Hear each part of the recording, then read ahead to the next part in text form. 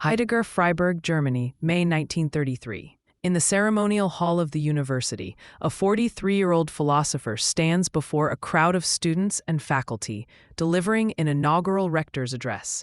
He extols a spiritual renewal for Germany's universities and throws in slogans like the glory and greatness of this new beginning.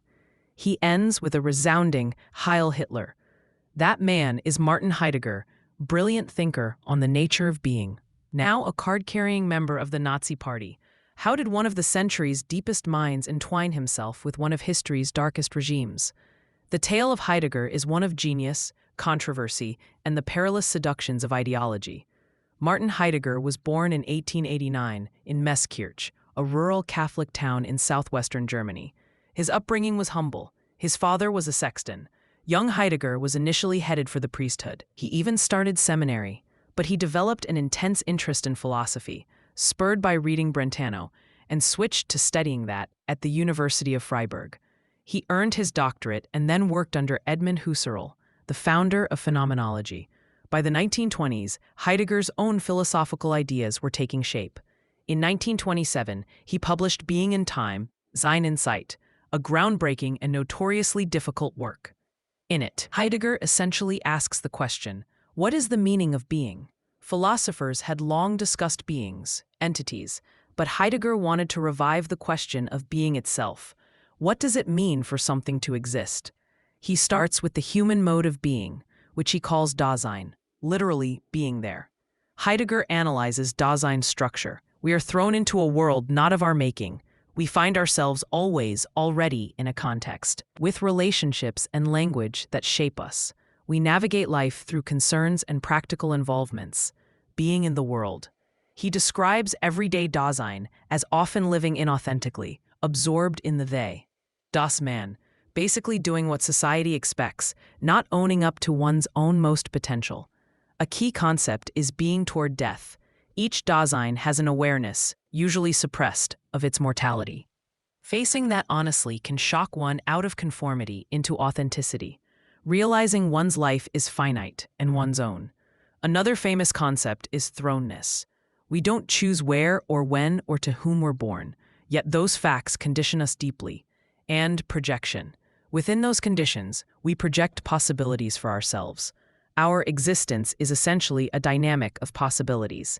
Heidegger's dense prose aside, he provided an analysis of existence that influenced existentialists like Sartre, who took from Heidegger the idea that we're defined by our actions, albeit Sartre gave it a more humanist twist.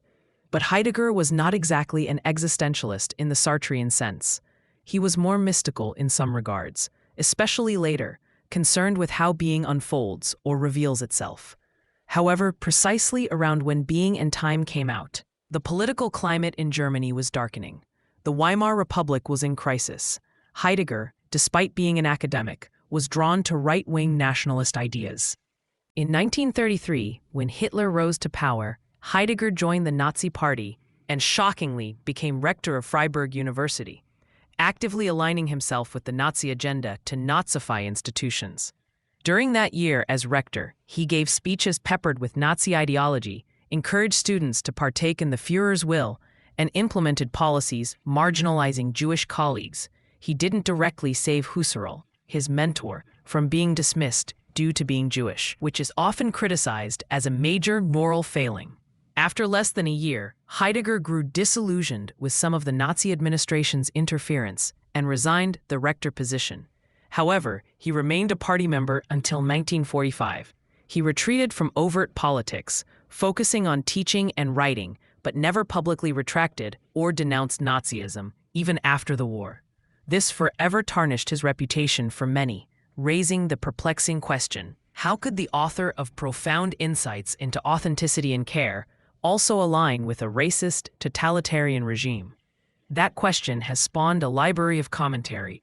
Some argue Heidegger's philosophy itself has dangerous tendencies, e.g., an anti-humanist glorification of destiny, which aligned with Nazi emphasis on Volk and fate. Others say his politics were a regrettable personal error separate from his philosophical genius. It's a debate still alive, every few years. Something like his Black Notebooks get published in recent decades, revealing more of his anti-Semitic or pro-Nazi sentiments, reigniting controversy. Heidegger, after World War II, was banned from teaching by the Allies as part of denazification for a period. Eventually, he was allowed to lecture again by the mid-1950s, and a number of philosophers and students resumed engaging with him. Some, like Hannah Arendt, one of his former students and also his one-time lover, reconnected and somewhat forgave him, at least intellectually. But he lived a relatively secluded life in his later years, meditating on technology, poetry, and the nature of modernity. His later philosophy moved away from the analytic existential description of Dasein to more abstract ruminations.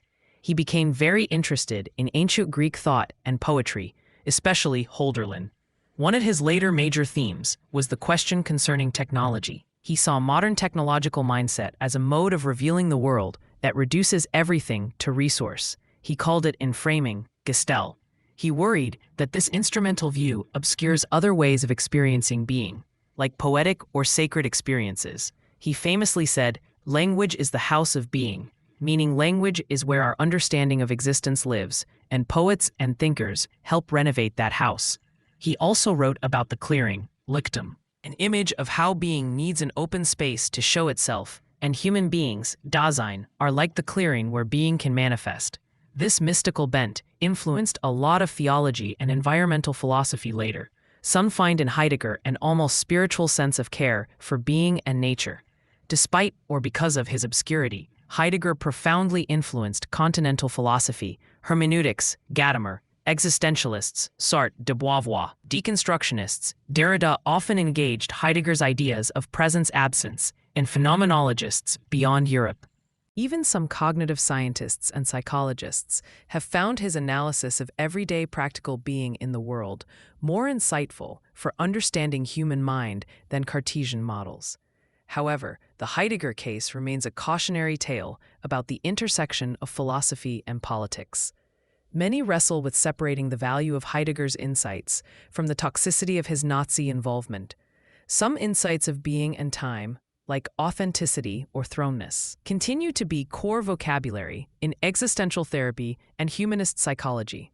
His critique of technology resonates strongly in an age of AI and climate crisis. We do often treat the world as a standing reserve, as he warned. Heidegger died in 1976, having never really apologized or fully explained his Nazi years. Arendt, a Jew who escaped the Holocaust, somewhat excused him by saying his politics were a tragic error, but he was not in his heart a brute. Others, like his student Herbert Marcuse, broke with him over his refusal to own up.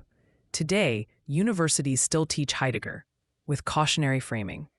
The brilliance of being and time, which turned philosophy from focusing on consciousness and objects to focusing on our situated, temporal, finite existence, is appreciated.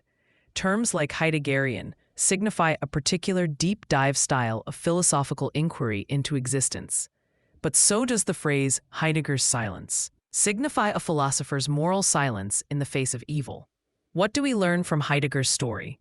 Perhaps that intelligence is no guarantee of moral wisdom, that a desire for a grand destiny can lead one to endorse monstrous movements, and that philosophical ideas can be double-edged. Some note elements in Heidegger's philosophy that might predispose him to Nazi sympathies: his dislike of modernity, his romanticizing of rootedness and destiny of a people, his anti-humanism, placing abstract being over concrete human individuals. These can be twisted into justification for sacrificing individuals to a supposed historical destiny, as Nazis did.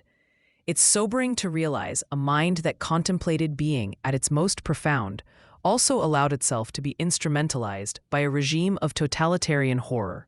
On the other hand, Heidegger's post-war insight that our technological enframing of the world is dangerous to the planet and our souls rings prophetic. The nuance and care in his early analysis of human existence continues to offer rich insights to fields as diverse as architecture, considering dwelling and space, nursing, being with others in care, and AI. What does it mean to understand something even advanced AI arguably doesn't in the Heideggerian sense of having a world? Thus, Martin Heidegger's legacy is one of dazzling philosophical achievement, indelibly marred by moral failure. For students of philosophy, he is both a must-read and a caution. His life forces us to ask, can one separate a thinker's ideas from their person? It's a case study in the responsibility of intellectuals.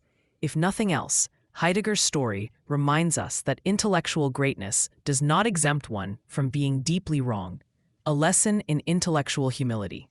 And, ironically, in Heideggerian terms, perhaps he was an example of inauthentic falling prey. He got swept up, fallen, into the vey of Nazi ideology, instead of heeding the call of conscience that his own philosophy would emphasize. We can learn from his mistakes even as we learn from his genius. As Heidegger himself wrote, in a different context, the brightest blaze of cleverness can conceal the darkest truths. He is a bright blaze and a dark truth, both.